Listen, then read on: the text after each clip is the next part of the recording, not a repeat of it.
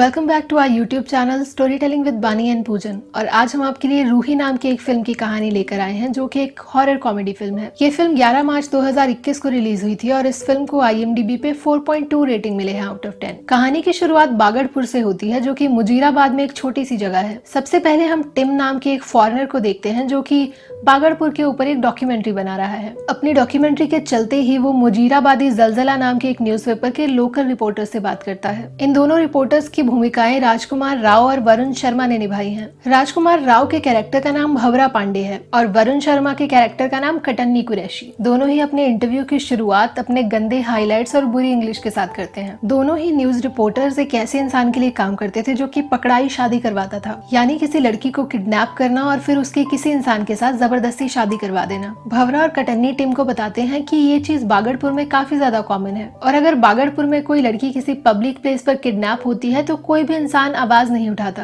क्योंकि उन्हें लगता है कि एक पुरानी प्रथा है जिसे कि कायम रहना चाहिए। इसी के साथ हम देखते हैं कि भवरा और कटन्नी दोनों ही टिम को एक लाइव पकड़ाई शादी दिखाते हैं जहाँ की वो लोग दुल्हन को किडनैप करते हैं और फिर उसकी जबरदस्ती शादी भी करवाते हैं। क्योंकि इस फिल्म को स्त्री के मेकर द्वारा बनाया गया है, इसलिए स्त्री ही की तरह इस गांव में भी एक प्रॉब्लम है। बागड़पुर में ये माना जाता है कि अगर शादी के दौरान दूल्हे की आंख लग जाए तो मुड़िया पैरी नाम की एक चुड़ैल दुल्हन की जगह ले लेती है और उस दूल्हे से शादी कर लेती है। कहानी में आगे हम देखते हैं कि भवरा और कटन्नी दोनों को एक लड़की को किडनैप करने का कॉन्ट्रैक्ट दिया जाता है। ये लड़की और कोई नहीं बल्कि रूही है, जिसका किरदार जानवी कपूर ने निभाया है। भवरा और कटन्नी किसी तरह से रूही को किडनैप कर लेते हैं, लेकिन जैसे ही वो दोनों उसे दूल्हे के घर ले जाने लगते हैं हम देखते हैं कि उन्हें अपने बॉस गुनिया का कॉल आता है। गुनिया भवरा और कटन्नी को ये बताता है कि दूल्हे की फूफा की मौत हो गई है, इसीलिए ये शादी शायद कैंसिल हो जाएगी, क्योंकि उन लोगों ने लड़की को किडनैप कर लिया है और अब वो उसे वापस नहीं छोड़ सकते। इसलिए गुनिया उन दोनों को बोलता है कि अंबियापुर में एक पुरानी फैक्ट्री है जहाँ पर कि वो उस लड़की को कुछ दिनों के लिए रख सकते हैं। पहले तो भवरा और कटन्नी काफी ज्यादा डर जाते हैं और वो गुनिया को मनाने की कोशिश करते हैं,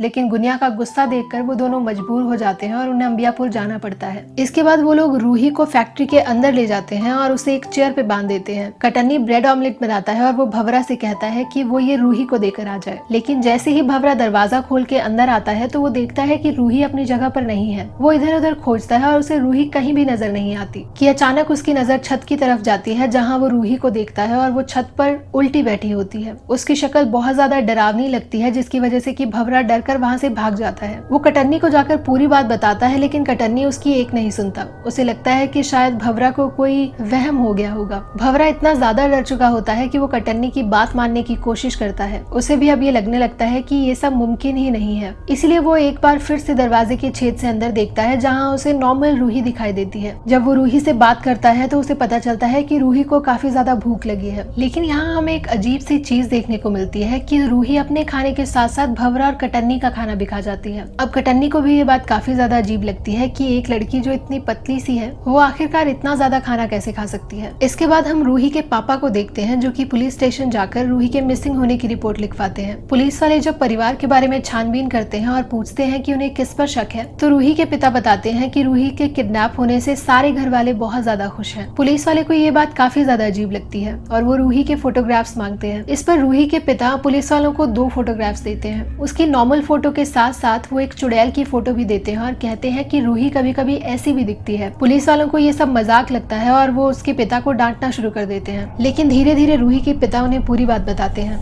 वो कहते हैं कि रूही की 1 साल पहले शादी होने वाली थी, लेकिन फिर अचानक से किसी आत्मा ने उसे अपने कब्जे में कर लिया और उस दिन के बाद से लेकर अब तक रूही बिल्कुल वैसी ही है और उसकी हालत में कोई सुधार नहीं हुआ है। जैसे कि हमने पहले भी बताया था कि भवरा पांडे और कटन्नी कुरैशी दोनों के दोनों एक लोकल न्यूज़पेपर के लिए रिपोर्टर भी हैं। इसलिए अगले सीन में हम उन्हें एक फेक न्यूज बनाते हुए देखते हैं जहाँ भवरा कटन्नी की फोटोज क्लिक कर रहा है। भवरा को कटन्नी का वो लाश वाला मेकअप कुछ खास इंप्रेसिव नहीं लगता, इसलिए वो कटन्नी को कहता है कि उसे कुछ डिफरेंट ट्राई करना चाहिए। कटन्नी अपना मेकओवर करने के लिए वहाँ से चला जाता है और साथ ही भवरा भी रूही को देखने के लिए वहाँ से निकल जाता है। जैसे ही दीवार के एक छेद से वो रूही की फोटोज क्लिक करने लगता है, उसे वापस वही चुड़ैल दिखाई देती है। भवरा दोबारा कटन्नी को वो वही बात बताता है, लेकिन कटन्नी इस बार भी उसकी बात पर बिल्कुल भरोसा नहीं करता। भंवरा अब इतना ज्यादा डर चुका है कि वो कटन्नी के साथ अपने बॉस गुनिया के पास जाता है। वो अपने बॉस को पूरी की पूरी बात बताता है, लेकिन उसका बॉस उसकी एक नहीं सुनता। जब वो दोनों अंबियापुर की फैक्ट्री वापस जाते हैं तो वो लोग देखते हैं कि रूही छत तोड़कर बाहर निकल गई है। और कमाल की बात ये थी कि छत की हाइट इतनी ज्यादा थी कि रूही वहां तक पहुंच भी नहीं सकती थी। दोनों के ढूंढने के बाद वो वहां मिल जरूर जाती है, लेकिन वो कटन्नी से कहती है कि उसे वॉशरूम जाना है। कटन्नी उसे लेकर वॉशरूम कराने जाता है, लेकिन तभी वो कुछ अजीब सा देखता है। वो देखता है कि रूही झाड़ियों के बीच में बैठकर किसी जानवर का मांस खा रही है। लेकिन हैरानी की बात यह थी कि कटन्नी उसे देखकर बिल्कुल भी डरता नहीं है। उल्टा उसे रूही इतनी ज्यादा इंप्रेसिव लगती है कि उससे प्यार हो जाता है। और धीरे धीरे हम देखते हैं कि कटन्नी जितना रूही को पसंद करता है, उतना ही रूही के अंदर की वो आत्मा भी कटन्नी को पसंद करती है। अभी वो दोनों एक दूसरे को देख ही रहे होते हैं कि तभी वहाँ भंवरा आ जाता है और वो रूही को चेन से बांध देता है। इसके बाद कहानी में एंट्री होती है एक पान वाले तांत्रिक की, जिसे कि भंवरा पांडे लेकर आता है। उस तांत्रिक का लॉजिक ये कहता था कि वो किसी भी पोजेस्ड इंसान को एक पान खिलाएगा और पान खाने के बाद जैसे ही वो इंसान थूकेगा, उस थूक के साथ वो भूत भी बाहर आ जाएगा। तांत्रिक बिल्कुल ऐसा ही करता है, लेकिन अचानक से ऐसा कुछ होता है कि तांत्रिक भी वहाँ से डर के भाग जाता है। जाते जाते तांत्रिक भंवरा और कटन्नी को ये बता के जाता है कि उसके अंदर कोई नॉर्मल आत्मा नहीं है। उस लड़की को मुड़िया पैरी नाम की एक चुड़ैल ने अपने कब्जे में कर लिया है और उस चुड़ैल को हराना इतना आसान बात नहीं है। मुड़िया पैरी चुड़ैलों की ऐसी किस्म है जिनको शादी करने का बहुत शौक था, लेकिन किसी वजह से उनकी ये इच्छा पूरी नहीं हो पाई, इसलिए वो दूसरी लड़कियों के जरिए अपनी ये इच्छाएं पूरी करती हैं। साथी तांत्रिक उन दोनों को बताता है कि इस चुड़ैल से छुटकारा बस एक ही कीमत पे मिल सकता है कि अगर उसकी शादी की जाए। लेकिन अगर चुड़ैल की शादी की जाएगी तो इसका मतलब कि रूही की भी शादी होगी। लेकिन अगर एक बार रूही की शादी हो गई तो उसके बाद उस चुड़ैल को उसके शरीर से निकालना बिल्कुल नामुमकिन है। अब भंवरा और कटन्नी दोनों ही रूही के प्यार में पड़े हुए हैं। जहाँ एक तरफ भंवरा पांडे नॉर्मल रूही से प्यार करता है, वहीं दूसरी तरफ कटन्नी कुरैशी पोजेस्ड रूही से प्यार करता है। तो अब दोनों में इस बात को लेकर डिस्कशन होने लगता है कि दोनों में से कौन सेक्रीफाइस करेगा। दोनों के दोनों प्यार में इतने ज्यादा अंधे हो जाते हैं कि वो अपने बॉस गुनिया को कॉल करके ये बोल देते हैं कि वो लड़की को कभी भी वापस नहीं लाएंगे। इस बात से गुनिया इतना ज्यादा गुस्सा हो जाता है कि वो उन दोनों को मारने के लिए गुंडे भेज देता है। वो लोग रूही को वहां से लेकर जाने की कोशिश करते हैं, लेकिन रूही उन्हें इतनी बुरी तरह से मारती है कि वो ऑलमोस्ट मरने वाले होते हैं। उन सब गुंडों को हॉस्पिटल में भर्ती कराया जाता है और जैसे ही पुलिस उनसे स्टेटमेंट लेने आती है, वो रूही के बारे में सब बता देते हैं। क्योंकि पुलिस और गुनिया दोनों ही रूही की लोकेशन के बारे में अब जानते हैं, इसीलिए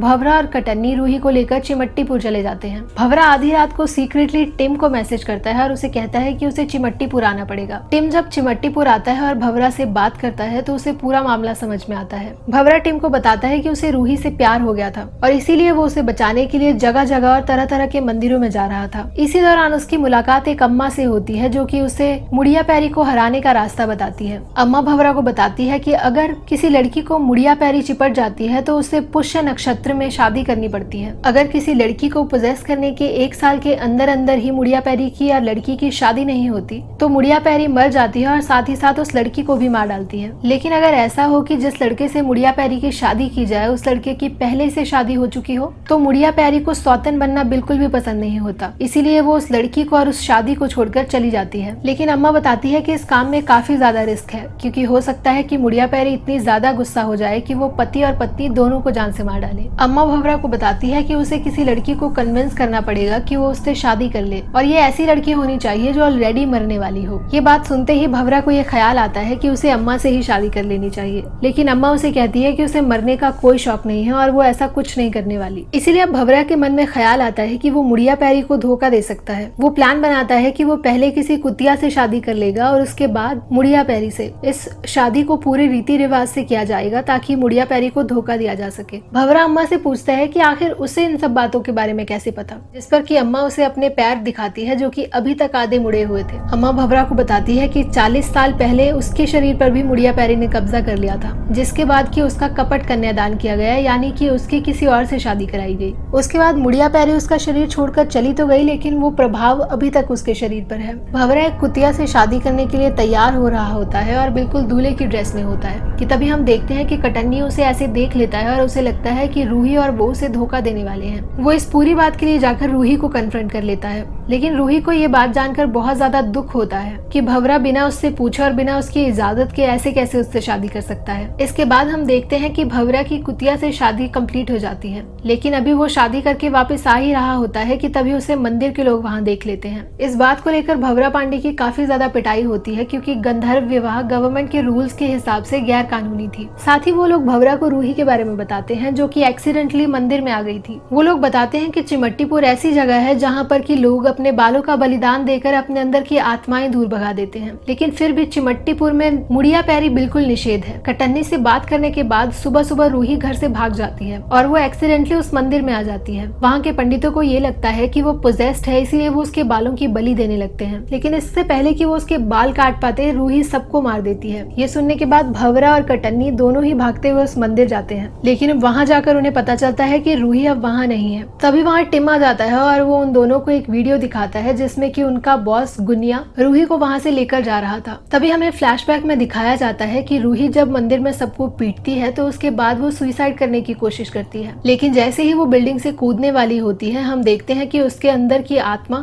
जो कि अफजा नाम की एक लड़की की है, वो उसे ऐसा नहीं करने देती। अफजा रूही से कहती है कि आज पूर्णिमा का आखिरी दिन है और अगर आज रूही ने शादी नहीं की तो वो और रूही दोनों ही एक साथ मर जाएंगे। रूही अफजा से कहती है कि उसने उसका सब कुछ छीन लिया है, लेकिन अफजा कहती है कि वो उसकी ताकत है और ऐसी कोई भी चीज जो कि वो पहले नहीं कर पाती थी अब वो सब कर सकती है। अफजा रूही को कहती है कि वो दोनों मिलकर एक ऐसी ताकत बन सकते हैं जिसका कोई मुकाबला नहीं कर पाएगा। उसी वक्त वहाँ पे गुनिया आ जाता है और वो रूही को शादी के लिए कन्विंस कर लेता है। जैसे कि हमने कहानी की शुरुआत में ही बताया था कि गुनिया पकड़ाई शादी करवाता था और एक बार वो जिसकी शादी का कॉन्ट्रैक्ट उठा ले वो उस कॉन्ट्रैक्ट को पूरा करके रहता था। वो रूही के दूल्हे को बार बार ये बताता है कि उस लड़की को मुड़िया पैरी ने पोजेस कर लिया है, लेकिन दूल्हा उसकी एक भी नहीं सुनता। तो इस बात पर गुनिया गुस्से में आ जाता है और उस लड़के से ये वादा करता है कि अगर उसकी किस्मत में मुड़िया पैरी ही है तो वो उसकी शादी करवा के रहेगा। रूही शादी के लिए तैयार हो जाती है और वो आकर मंडप में बैठ जाती है। रूही के पूरे मुंह को घूंघट से ढका गया था, जिसकी वजह से कि उसका दूल्हा उसे पहचान नहीं पाता। तभी अचानक से वहाँ भंवरा और कटन्नी आ जाते हैं। कटन्नी अफजा से बात करने की कोशिश करता है और उसे बताता है कि वो उसे कितना ज्यादा प्यार करता है। कटन्नी को ऐसा करते हुए देखकर गुनिया उसे पीटने की कोशिश करता है, लेकिन रूही उसे बुरी तरह से पटक देती है। फिर हम देखते हैं कि रूही और अफजा कटन्नी से शादी करने के लिए तैयार हो जाते हैं। अभी उनके फेरे शुरू ही होने वाले होते हैं कि तभी वहाँ अम्मा आ जाती है, जिसके साथ की वो कुतिया थी जिसके साथ भंवरा की शादी हुई थी। अम्मा रूही और अफजा को ये बताती है कि कटन्नी उसे धोखा दे रहा है, उसकी शादी पहले ही इस कुतिया से हो चुकी है और अब वो मुड़िया पैरी को बेवकूफ बना रहा है। इसके बाद हम देखते हैं कि अम्मा रूही और अफजा को एक वीडियो दिखाती है। वीडियो देखने के बाद अफजा इतनी ज्यादा गुस्सा हो जाती है कि वो कटन्नी को भी मंडप से बाहर फेंक देती है। रात खत्म ही होने वाली है और रात खत्म होने के बाद रूही और अफजा दोनों मर जाएंगे, इसीलिए रूही आसपास देखती है और उसे वहाँ भंवरा खड़ा दिखाई देता है। वो भंवरा को बुलाती है और उसे कहती है कि उसे उसके साथ शादी करनी होगी। भंवरा इस बात के लिए राजी हो जाता है और शादी के मंडप में आ जाता है,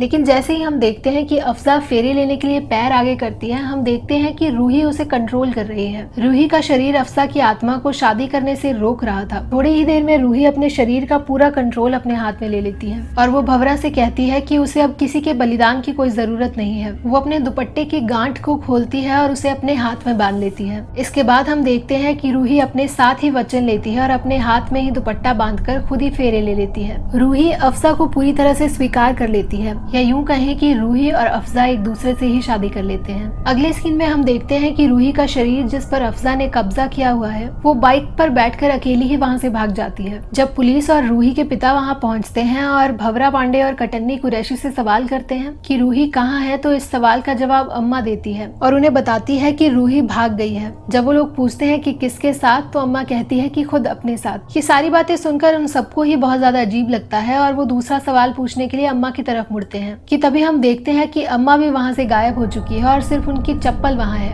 इस बात से हम ये अंदाजा लगा सकते हैं कि अम्मा के शरीर पर अभी भी मुड़िया पैरी का कब्जा था और वही असल में अफजा की मदद भी कर रही थी। या हम ये कह सकते हैं कि शायद अम्मा ने भी मुड़िया पैरी से शादी की थी और यही वो चाहती थी कि अफजा और रूही भी करें। इस फिल्म के टोटल एक्सपीरियंस के बारे में मैं इतना ही कहूंगी कि एक काफी कमाल की कहानी थी। इस फिल्म को लेकर अपने एक्सपीरियंस के बारे में मैं बस इतना कहना चाहूंगी कि एक कमाल की स्टोरी लाइन थी जिसे कि अच्छे से एग्जीक्यूट नहीं किया गया। Varun Sharma has done an amazing job in terms of the expressions and Rajkummar Rao's dialogue delivery is amazing, but Janhvi Kapoor के पास ज्यादा कुछ है नहीं इस फिल्म में करने के लिए। अगर मैं फिल्म के फर्स्ट हाफ की बात बताऊं जहां की जानवी कपूर के सिर्फ एक्सप्रेशंस यूज किए गए हैं, अमेजिंग जॉब डन। बट अगर फिल्म के आखिर की बात की जाए जहाँ की उनके कुछ डायलॉग हैं, वहाँ कुछ आपको वैसा ही देखने को मिलेगा जैसा कि आपको धड़क में देखने को मिला था। स्पेशली अगर हम बात करेंगे उस सीन की जिसमें जानवी कपूर सुसाइड करने की कोशिश करती है, डायलॉग्स बहुत ज्यादा पावरफुल हैं, but the way they have been delivered वो आपको थोड़ा सा अजीब लगेगा। साथ ही उस वक्त लोकेशन को इतना ज्यादा एनिमेटेड दिखाया जाता है कि वो आपको 1% भी रियल नहीं लगेगा। बट अगर मैं बात करूँ छोटी छोटी चीजों की, जैसे कि भवरा पांडे और कटन्नी कुरैशी के हेयर कलर्स या फिर ऐसे कोई छोटे छोटे वर्ड्स जब वो गलत इंग्लिश बोल रहे हैं, they are really amazing. I am not saying कि ये फिल्म देखने लायक नहीं है, it's a one time watch, but अगर आप स्त्री जैसा कुछ एक्सपेक्ट कर रहे हैं तो ये बिल्कुल नहीं होगा। So thank you so very much. आप हमें कमेंट सेक्शन में बताइएगा जरूर कि आपको इस फिल्म की एंडिंग के बारे में क्या लगा, और अगर इस फिल्म का एक बेहतर एंड होता तो आपके पर्सपेक्टिव से वो क्या होता। Thank you so very much. Stay tuned. आशिक बनाया अपनी